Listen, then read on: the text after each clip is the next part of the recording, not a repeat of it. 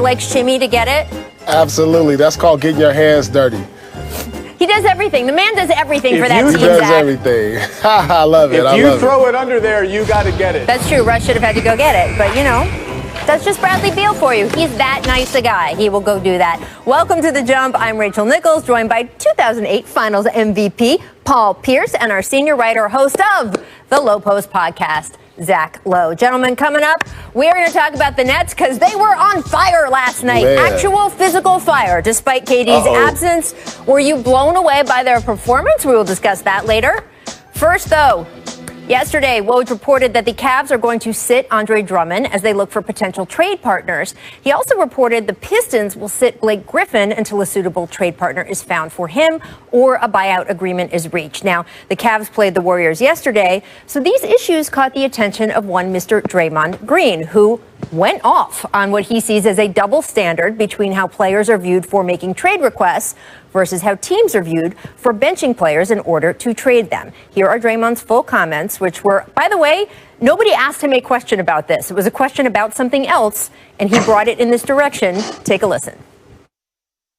I would like to talk about something that's really bothering me, and it's the treatment of players in this league. To watch Andre Drummond before the game sit on the sideline, then go to the back, and then come out in street clothes because a team is going to trade him is bull. Because when James Harden asked for a trade and essentially dogged it, I don't think there was no surprise or there's no one's going to fight back that James was dogging it his last days in Houston. But he was castrated for wanting to go to a different team, and everybody destroyed that man. And yet a team can come out and say, oh, we want to trade a guy, and then that guy is to go sit. And if he doesn't stay professional, then he's a cancer, and he's not good in someone's locker room, and he's the issue. And we've seen situations of Harrison Barnes getting pulled off the bench.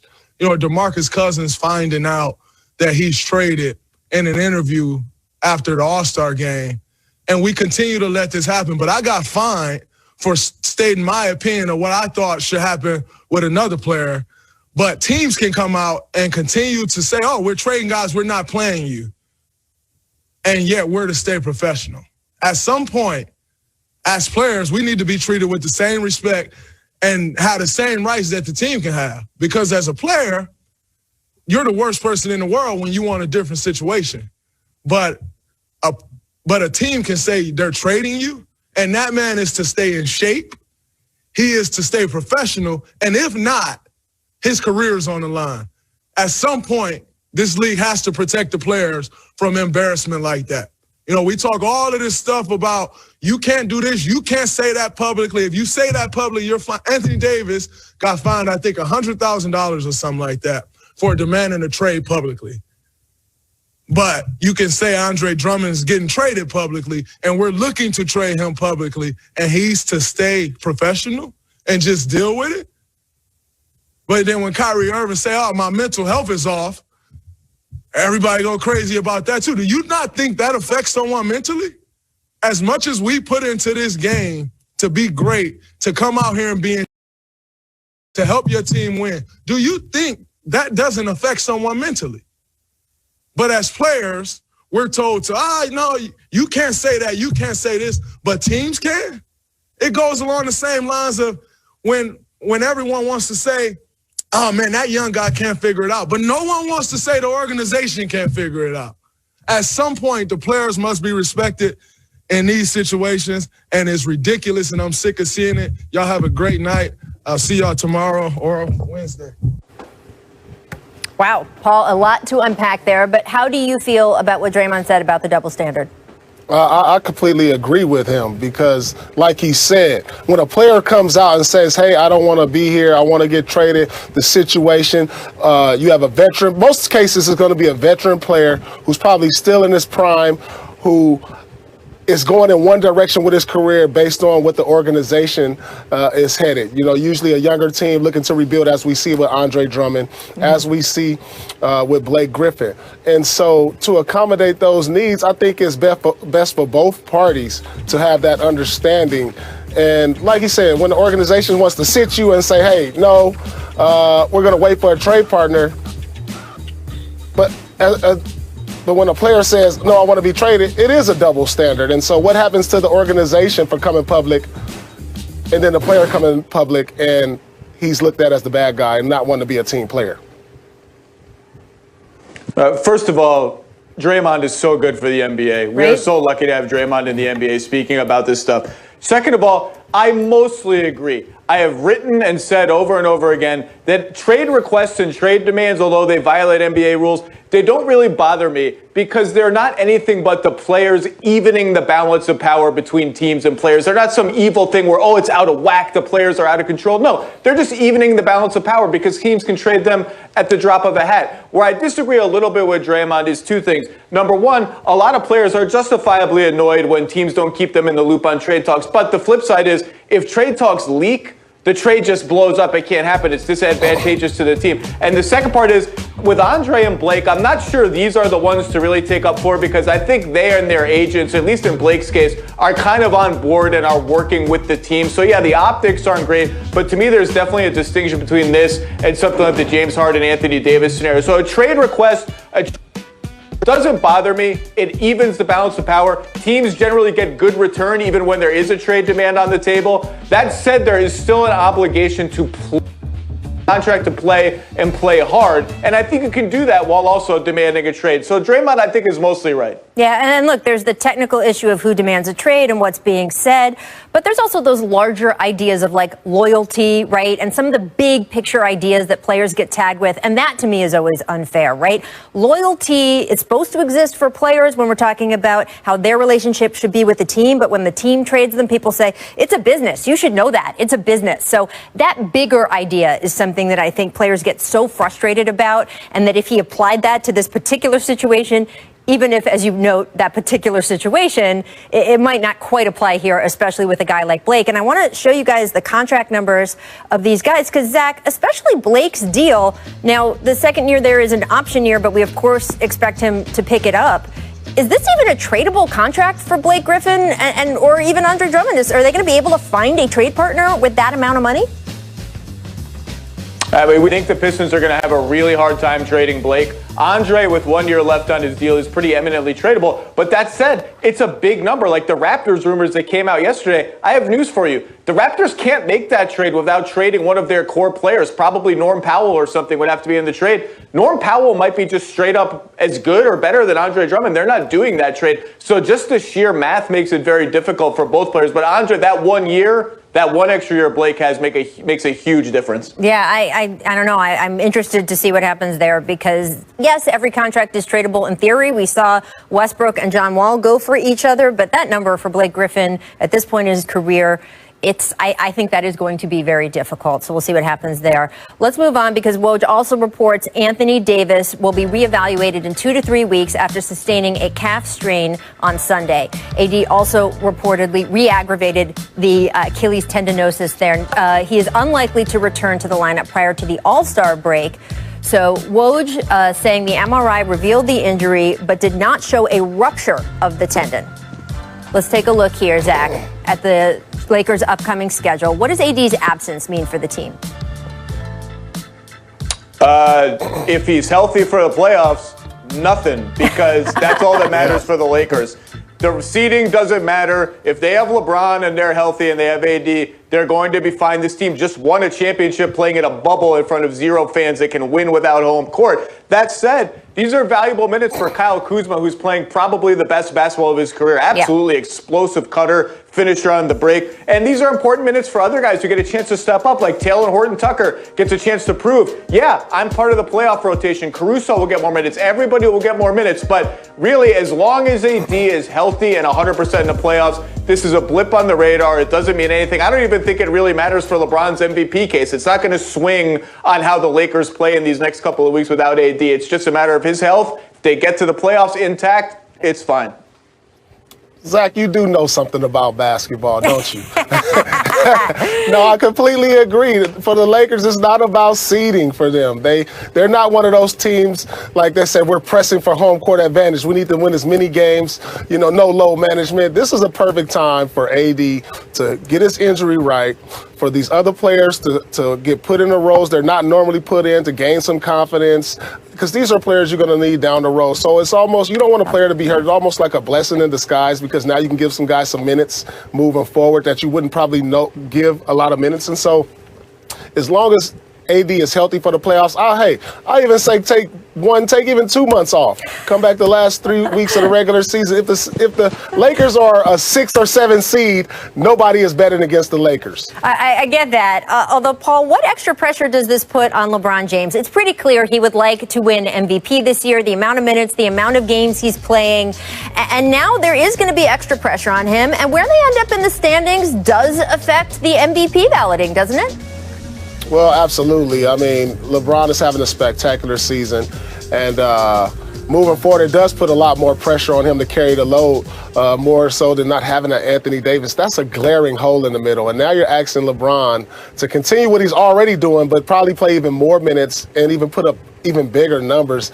I'm not sure you want that from your superstar aging player, at this point in his career moving forward. They're going to have to look at some point in this season, giving this guy some rest, because the most important thing for LeBron, he wants to probably win an MVP, but he also wants to win another championship too, and that means being rested and healthy for the playoffs. Yeah, the Lakers should not increase LeBron's minutes. Just keep them right where they are. If you take a couple of extra losses, who cares? And the Lakers are 21-7. It's not like they're going to go 0-8 without Anthony Davis. They'll muddle along. They'll be fine. Their win-loss record is going to be just fine for LeBron's MVP case. And I think more than any candidate, maybe in NBA history, LeBron's MVP case is going to transcend these normal criteria that we use in terms of standing and plus minus. It's not going to be about any of those things for voters when it comes to LeBron. All right, we will watch Anthony Davis and wish him a speedy recovery. Coming up, guys, Kyrie Irving did it again last night. So our producers compiled Kyrie's best crossover jumper combos out against the Jazz. Ben Simmons went ahead and was like, that's fine. I'll just drop a career-high 42 in his absence. The Jazz ended up winning it. But, Zach, what did you think watching Ben so aggressive offensively? The skeptic would say, well, he did it without Joel Embiid clogging up the lane and all that stuff. Yeah. But really, this is the Ben Simmons the Sixers need. Open floor, no open floor, whatever. This guy, not afraid to get to the foul line, 12 of 13. This is the guy that turns him into a championship-level team. Yeah, absolutely. This is what we've been wanting him to do, take the next step. And so without Joel Embiid out there, I like what he was doing out there, staying aggressive, and they needed that from him. No, but I think Zach's right that you could do it with the two of them too. They have so much more spacing around them now, better than last season anyway. Paul, why don't we have a nickname for Zach LaVine yet? How's that possible? Well, not yet. Yeah, he's the dunk contest, but he has to show us what he can do in the playoffs before you earn a nickname. I don't know, man. Those dunk contests, I think you get one off that. Zach, come on. As a fellow Zach, I want him to have a nickname. There are not very many Zachs in the NBA. We got to get him a nickname. You can't give yourself a nickname, though. That's the rule. And I say that in front of one of the best nickname players in NBA history, courtesy of Shaquille O'Neal, Mr. Truth. There we go. Yes, indeed. All right, Miss Strangers. Let's go to Cavs Dubs. Steph and Draymond showing off their chemistry with this audible set that ends in a step 3. This is so fun, right, Zach? Well, first of all, it's a little rude to the Cavaliers, but second of all, yes, it's very, very fun. The great thing about Steph and Draymond is you can't fake what they have. It's only when two really smart players and two guys who play together for a long time come together. You can't fake that kind of chemistry. We're lucky to get to watch it again. Yes, indeed. So fun. And look, it's funny, the way they move together, the way Steph, of course, moves off the ball. Draymond understanding that is such an advantage. But Bob Myers told me it's the reason it's taken guys like Kelly Oubre a while to work themselves into the Warriors system, because it is complicated to know where Steph is going to be at any time. Draymond makes it look easy. And, of course, then you get that result. All right, Miss Respect, end of the game. Balbonic plague time, as our friend Worldwide Wob likes to point out. Rookie Denny Avdia moving out of the way of the pass. His teammates weren't happy. You can't do this if you're a rookie, Paul, right? You got to take the L. You got to take it. He didn't want the turnover. Nope. Nope. Look, he called for Shot clock violation is a team turnover. I know, but don't you Yeah, well, all right. I honestly, I never used to look for this at the end of games, but our friend Rob Perez started pointing it out. Now I see it everywhere. It's amazing. So shout out, Wob. There you go. Make aesthetics. Nets' second possession in Sacramento. Look at Kyrie picking on Corey Joseph. I mean, my goodness. Crossed up by Kyrie needs to just be a catchphrase, Zach, right? Because this is where we are now. How many kids Corey would be Joseph at? didn't ask for that. He just wants to come play a basketball game. That's actually not bad defense. That's how good Kyrie is. That's not bad defense. It's just that good. How many kids would sign up for Kyrie Irving's ball handling camp? That's all I would want to know. All of them, right? I mean, geez, Woo. this is ridiculous. Ooh, well, it's funny you should mention that, Paul Pierce, because our producers decided our run it back today should be Kyrie's filthiest crossover jumper combos. Take a look at this, 2019. This is number 5. Kyrie on the Wolves. This was his Nets debut. Remember this night? This was crazy. Come on. Come on. That's good defense. What are you supposed to do? No one's criticizing the defense. We are praising the offense, Zach. Look at that. You can't teach that stuff right there. What can you do? I forget how many points he had that night. Wasn't he near 50 that night? It was ridiculous. 50-something. I think he got to 50. Number 4, 2014. He somehow crosses over 2 Pelicans, including Anthony Davis in this clip. 2 in 1 clip. Oh. Thank you, producer Steve. Somebody's Kyrie hand did touched go the for floor. 50 that night. Boom. Wow. Number 3, 2016 on Steph in Game 4 of the Finals. You remember this one? Oh no! Oh no! Gosh. This is just ridiculous. Come on. Man, that is ridiculous. Come on. Number 2, 2016, Pablo Prigioni. Come on, Pablo. Where you going? My goodness. Oh no! Oh no! Pablo! To be fair, producer Steve says the oldest rookie in NBA history. I'm sorry, Kyrie's doing that to people of all ages. This is back in 2013 on Tayshaun Prince. Come on, don't do OG Tayshaun like that. Tayshaun with the long arms, still victim. Look at this. My goodness. You reach, I teach, baby. Oh. This will never get old. You'll be able to play these highlights 50 years from now, and you'll still have players not being able to do that. I do want to note, by the way, the Nets just announced Kyrie is out tonight against Phoenix due to lower back tightness. So you won't see him tonight. Just go to the Jump, go to the YouTube page, and you can just replay it. Go to Rebecca This man is right not now. an all-star. It is a problem. Yes, that's right, Mike. Julius's teammates. No. This is an all-star right here. I loved that. Welcome back to the Jump. Rachel Nichols, still joined by Paul Pierce, Zach Lowe, and gentleman Julius Randle. Another big game last night made us want to play one of our favorite games here at the Jump. Oh yes, it's the stat market. You hear the opening bell. We will give you stats and you buy or sell whether they will continue. So first up, Randle, who is having the best season of his career. 23 points, 11 rebounds, 5.5 assists per game, all career highs. He's one of just 4 players in the league averaging 20, 10, and 5. And our researcher, Caesar, discovered no Knicks player has ever done this for a full season. So as we start to take a look at highlights from Randle's 40-piece last night, Paul, do you buy or sell Julius Randle becoming the first Knick ever to average 20, 10, and 5 for a full season? I'm buying it. I've seen the improvement in this kid's game from going from the Lakers here to New York, and he's made the jump. And I'm telling you, he should be in an all-star game. I'm buying this. I'm buying. 20, 10, and 5 is not easy to do. He's getting it done at all aspects of the game. Come on. I've held my Julius Randle stock way too long to sell it now.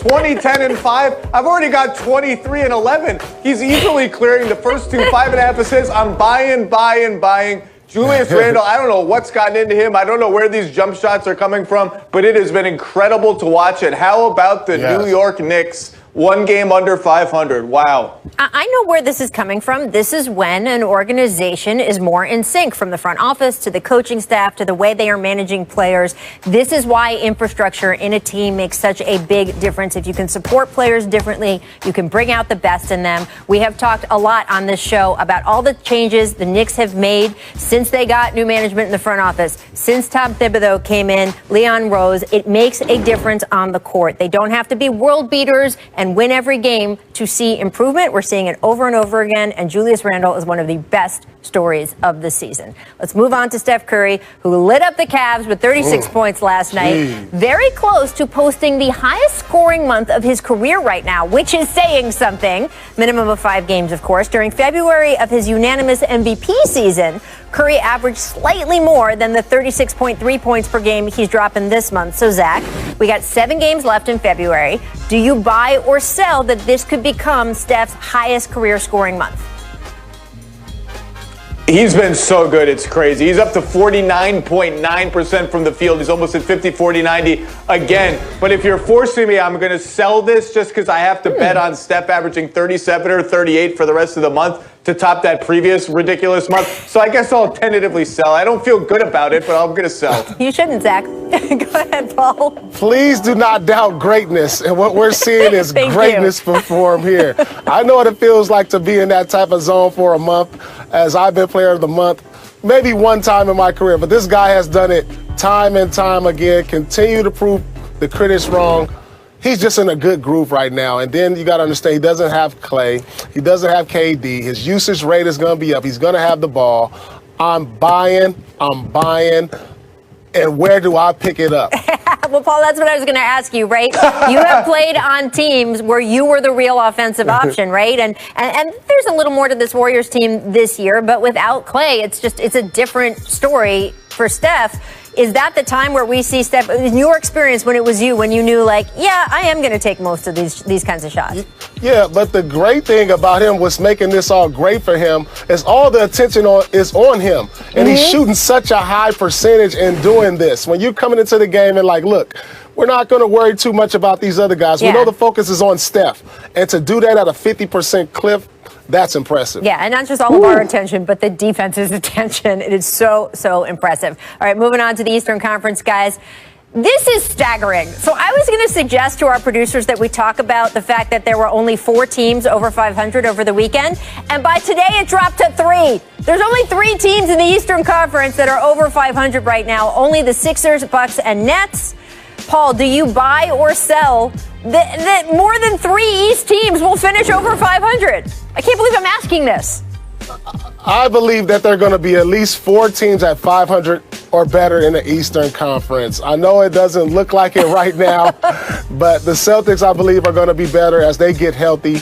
I've never seen it like this. I'm not sure, has it ever happened that you have 4 teams under 500 not make the playoffs? Maybe 1 or 2, but there's no way there's going to be 4 teams not make the playoffs under 500. So I'm going to say 5 teams will be at 500 or better. Okay. That's the mark. That's the mark. Still a low bar, Zach.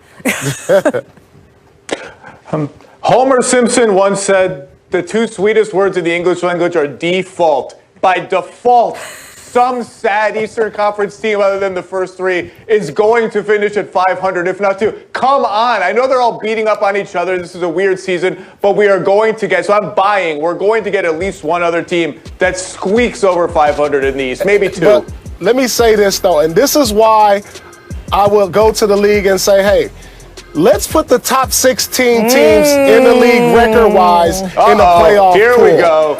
That way you're going to get the best 16 teams, and then you're going to see who's really the best in the world. Because there's been years where I've seen a team over 500 not make the playoffs. Yes. So let's get the best 16 teams. Let's put them in a pool and say that's our 1 through 16 record-wise, no matter conference, and let's see who's the best in the NBA. So, Zach, common sense-wise, I think any basketball fan would say, yes, we want what Paul wants. We want that.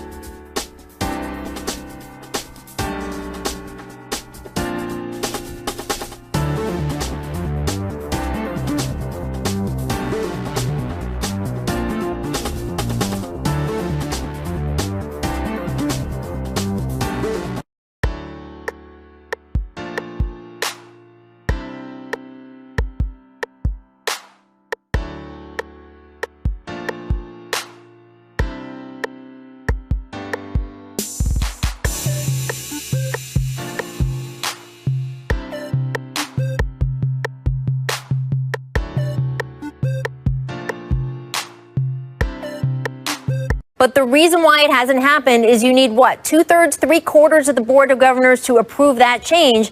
And so you would be asking Eastern Conference team owners to basically vote themselves out of all of that playoff money that they would get if it stayed in the just East and West. Do you see that ever happening, Zach? I know you can do this, but do you see it actually happening? 2 home games. Boo-hoo. No, probably not. But you know what you is it do get? 2/3? You get Is it a lottery 3/4? pick. So what is it? I can't remember. It's a lot. So you get your lottery pick, but it's both that and for some of the coastal teams, this is really a blood issue for them. They don't want they don't want scenarios where they have to crisscross the country 3 or 4 times during a playoff run. So I've given up all hope of this ever happening, frankly. It's crazy because it is just practically, it feels like it makes so much sense. It is interesting when you look at all of this, by the way, the schedule is different this year, right? We only have 72 games. And so you have teams playing one less game against the teams inside their conference. So Eastern Conference teams used to play one more additional game against the worst teams in the Eastern Conference. They aren't able to pad their record with that anymore. This is some of what we're seeing. It is eye-popping. 3 teams, only 3 in the East above 500. Closing bell, Stat Market, closed for the day. We will be back with another edition soon. Coming up, we're talking a little more Nets. They sent a franchise record for threes made. Kyrie dropped 40. That's apparently with an injury that was keeping him out tonight. James Harden.